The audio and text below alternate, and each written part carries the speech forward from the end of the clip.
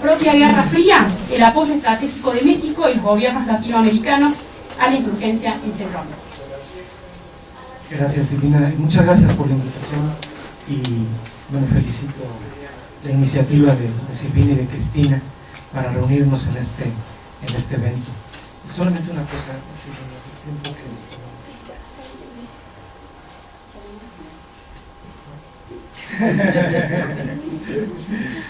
22, ¿te parece?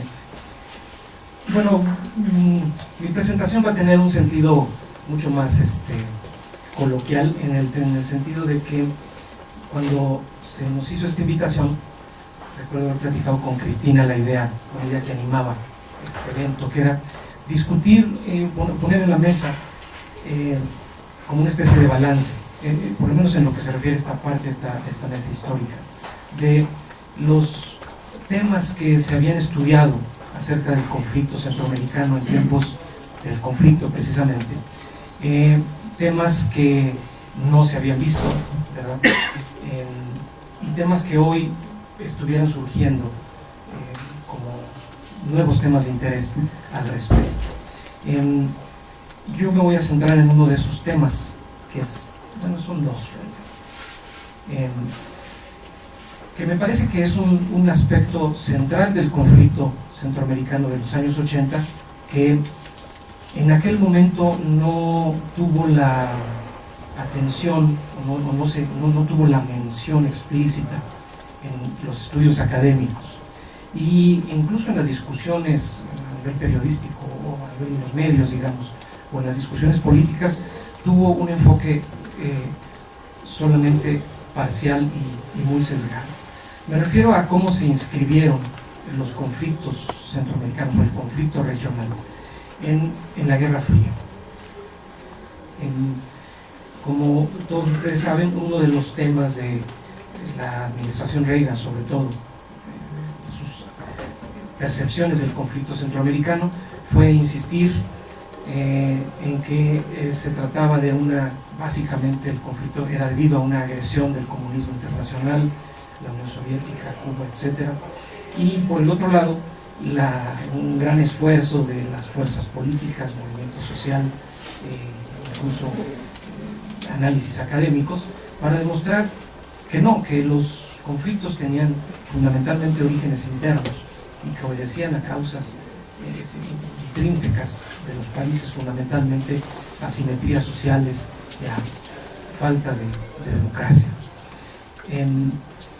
De esta manera, cuando se habla de Guerra Fría y conflicto centroamericano, aún en estudios de tiempo reciente, suele enfocarse fundamentalmente en la perspectiva norteamericana de este conflicto, es decir, como si lo que hubo de Guerra Fría fuera fundamentalmente la actitud norteamericana de inscribir este conflicto en un esquema interpretativo de Guerra Fría.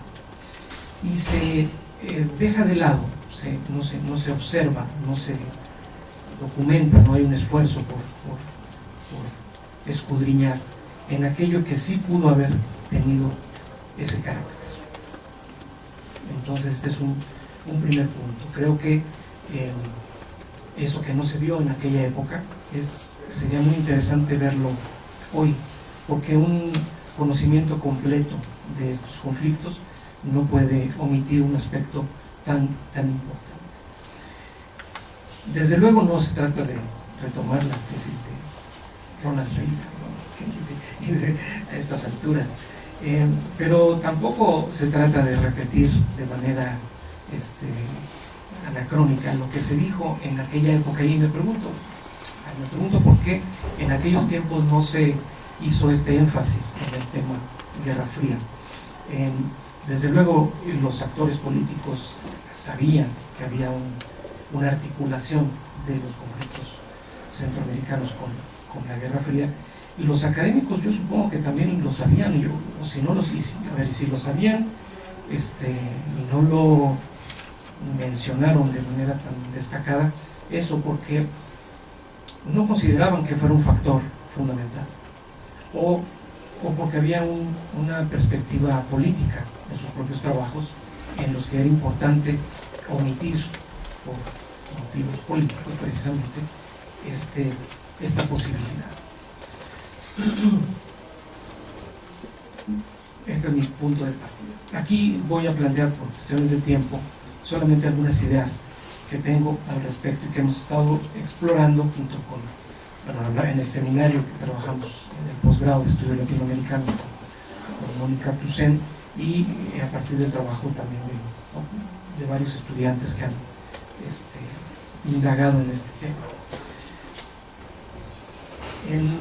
La manera en que se articula los conflictos centroamericanos con la Guerra Fría tiene una serie de etapas que se pueden definir más o menos así.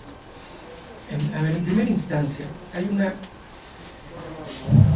de parte de las organizaciones insurgentes centroamericanas que surgen en los años 60, son muy activas en los años 70, hay yo diría que es una articulación medio en la fantasía con la Guerra Fría, en el sentido de adscribir sus movimientos, el sentido de sus movimientos, al gran movimiento mundial por la liberación nacional, y a identificar en ese esquema un gran enemigo estratégico, el imperialismo norteamericano, y potenciales aliados estratégicos, los países socialistas, particularmente Cuba, en el caso de América Latina.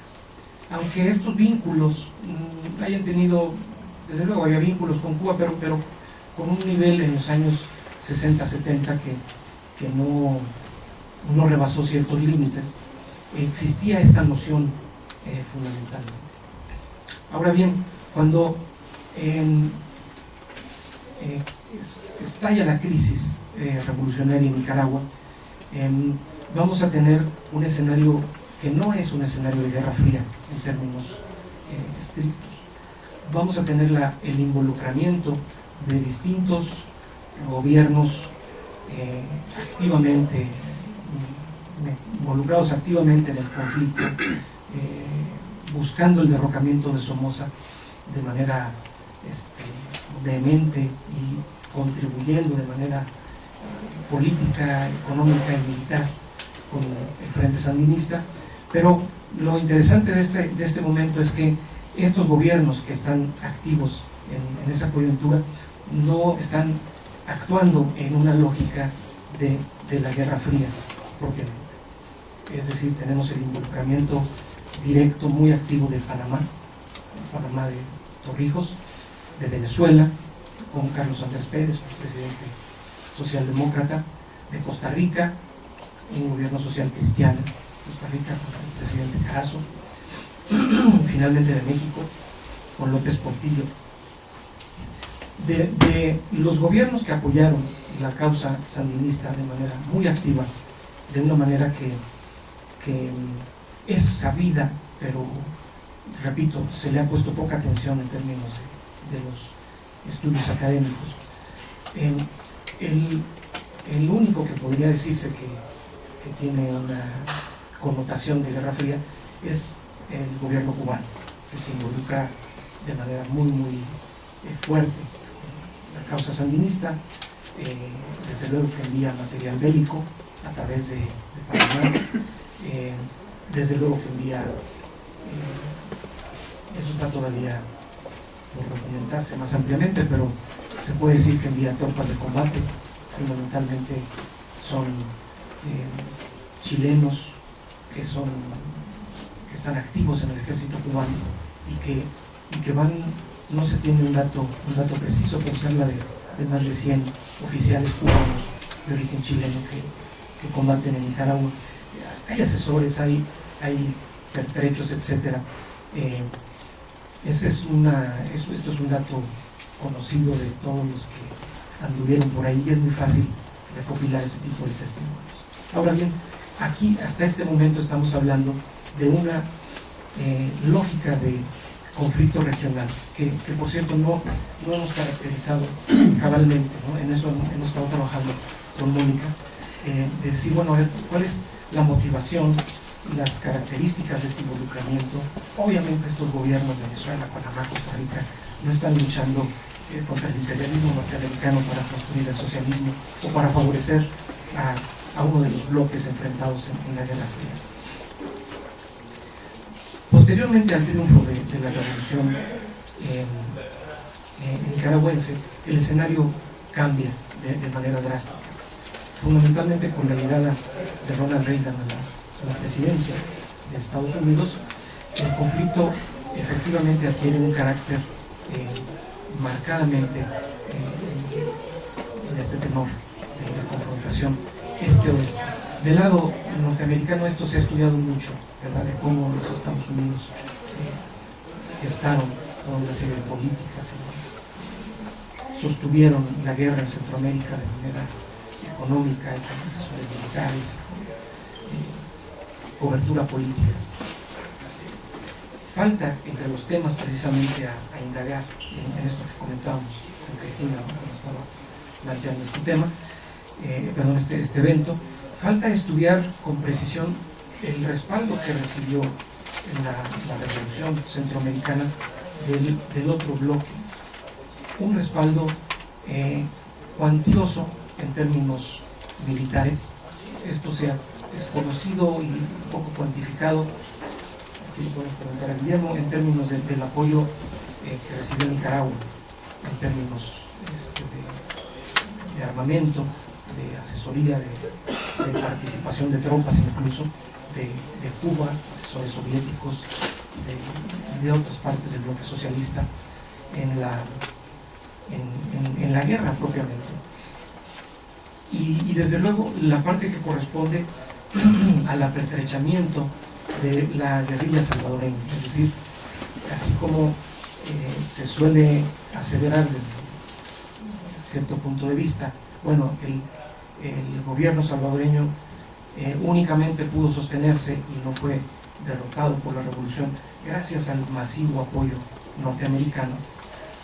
También podría sostenerse con igual certeza que la insurgencia salvadoreña no hubiera podido sostener esa lucha sin haber recibido el cuantioso y sostenido apoyo militar en pertrechos, en entrenamiento, en respaldo económico de Nicaragua y de Cuba particularmente. ¿Sí? Ahí lo que tenemos es entonces una cierta lógica de Guerra Fría, y eso es lo que digo yo que no está a la vista. En cambio, lo que sí tenemos a la vista, lo que sí tenemos a la vista es cómo los demás gobiernos que habían participado activamente en apoyo al sandinismo, los demás gobiernos latinoamericanos, excepto Cuba, comienzan a replegarse de su apoyo activo a los procesos de cambio en Centroamérica, transformando su política de respaldo activo al cambio en una política de búsqueda de acuerdos que permitan una solución política, que impidan una intervención directa de Estados Unidos y que promuevan una salida a la crisis. Aquí en lo que nos hemos estado concentrando últimamente en un proyecto que yo desarrollo aquí en el CIAL es en examinar en ese contexto el papel de México. El papel de México que tiene también unos claroscuros muy interesantes en cuanto a que por una parte se exalta mucho desde las visiones académicas y desde luego desde la propia lectura que los diplomáticos mexicanos hacen de su experiencia en Centroamérica, se exalta mucho la participación en los procesos de negociación política. Hay un timbre de orgullo de los diplomáticos mexicanos, es decir, nosotros fuimos fundamentales en la negociación de la paz. Y sin embargo, existe constancia, y esto lo hemos documentado ya con bastante certeza, de que el involucramiento mexicano representó en ciertos momentos un apoyo muy importante para los procesos de cambio político en Centroamérica. Es muy conocido el apoyo que tuvo el gobierno sandinista en un inicio de parte del gobierno mexicano, pero y es menos conocido el respaldo que tuvo el FMLN, la guerrilla salvadoreña, en ciertos rubros. Se conoce, por ejemplo, la presencia en México de la Comisión Político-Diplomática, patrocinada, financiada, acuerpada por el gobierno mexicano, en el entendido de que era parte de su apoyo en los procesos de solución política negociada, pero también se puede testimoniar y documentar cómo la embajada mexicana en El Salvador, a lo largo de 10 años de guerra, 12 años de guerra, fungió como una referencia, como un centro de referencia para movilidad de cuadros estratégicos, para introducción de ciertos materiales también de carácter estratégico, sobre todo a nivel de comunicación estratégica, para el enlace más allá de las labores humanitarias, podríamos decir, que sí se reconoce, que se llevaron a cabo. En el caso de Guatemala, el asunto es un poco diferente. La política de México hacia la insurgencia guatemalteca, hasta cierto punto, entendemos nosotros hacia más o menos 1981, fue todavía de recelo, todavía incluso de represión en casos específicos. Hay toda en los archivos de México hay toda una colección documental permite dar el seguimiento a la persecución de la insurgencia guatemalteca por la policía mexicana. Y sin embargo, cuando la guerrilla guatemalteca se ve fuertemente acosada por el ejército hacia 1982, cuando viene todo el flujo de refugiados, el gobierno mexicano, al parecer, cambia su política en este sentido y permite no solo la llegada de los refugiados, sino también que operen en la frontera chiapaneca organizaciones, bueno, que se establezca toda una red de logística y de movilidad y de comunicaciones de la guerrilla guatemalteca que está asentada en esta región de la frontera del lado de Michoacán y a veces también del lado mexicano, y que gracias a esta tolerancia del gobierno mexicano puede sobrevivir como fuerza militar. Y en este sentido es que yo considero esto como un apoyo estratégico. ¿Sí? Sin este apoyo, sin esta tolerancia que hubo en Chiapas y Tabasco, las fuerzas guerrilleras de EGP y de FARC que operaban en las selvas guatemaltecas se hubieran visto asfixiadas de una manera considerable y desde luego hubieran perdido capacidad de operación y por lo tanto también presencia política. La indagación en la que estamos, es decir, no tenemos todavía conclusiones, voy a concluir aquí, pero no tenemos todavía conclusiones definitivas,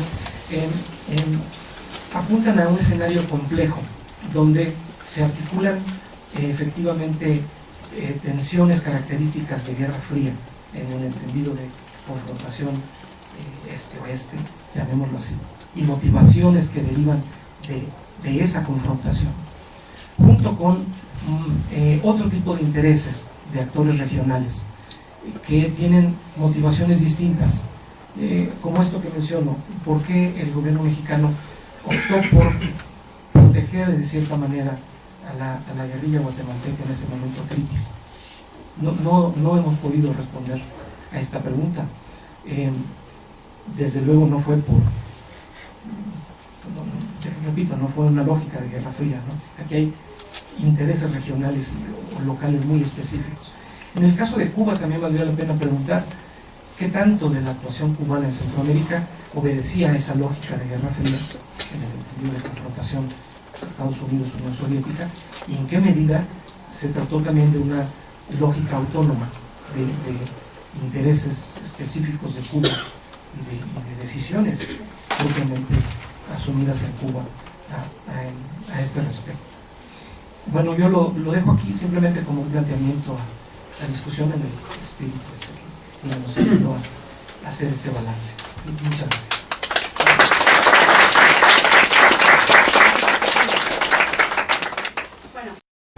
La iniciativa de Silvina y de Cristina para reunirnos en este evento.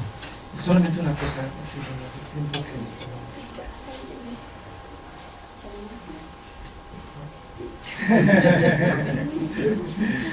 22, ¿te parece?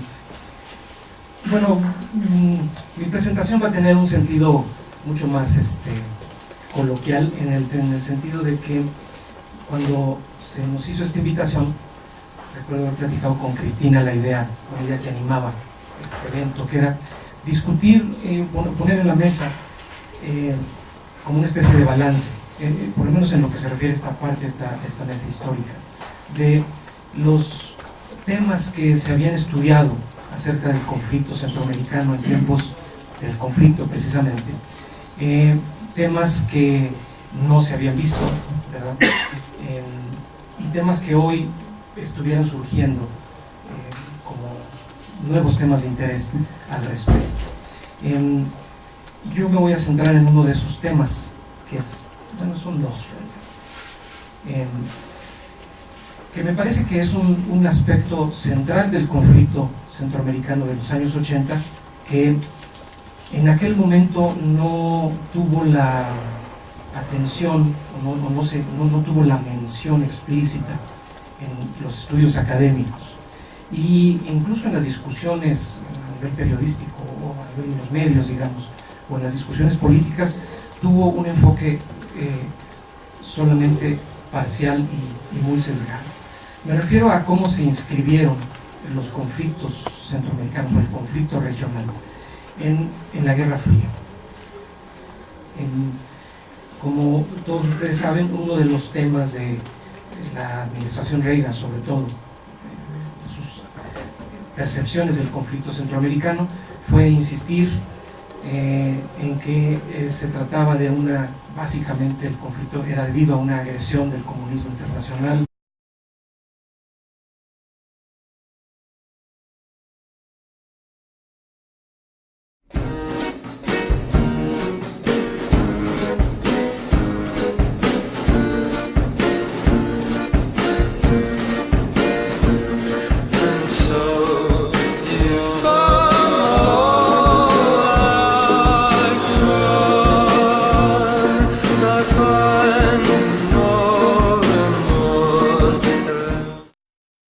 La propia Guerra Fría, el apoyo estratégico de México y los gobiernos latinoamericanos a la insurgencia en Centroamérica.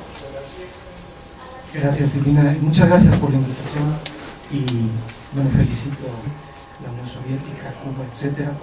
Y por el otro lado, un gran esfuerzo de las fuerzas políticas, movimiento social, incluso análisis académicos, para demostrar que los conflictos tenían fundamentalmente orígenes internos y que obedecían a causas intrínsecas de los países, fundamentalmente asimetrías sociales y a falta de democracia. De esta manera, cuando se habla de Guerra Fría y conflicto centroamericano, aún en estudios de tiempo reciente, suele enfocarse fundamentalmente en la perspectiva norteamericana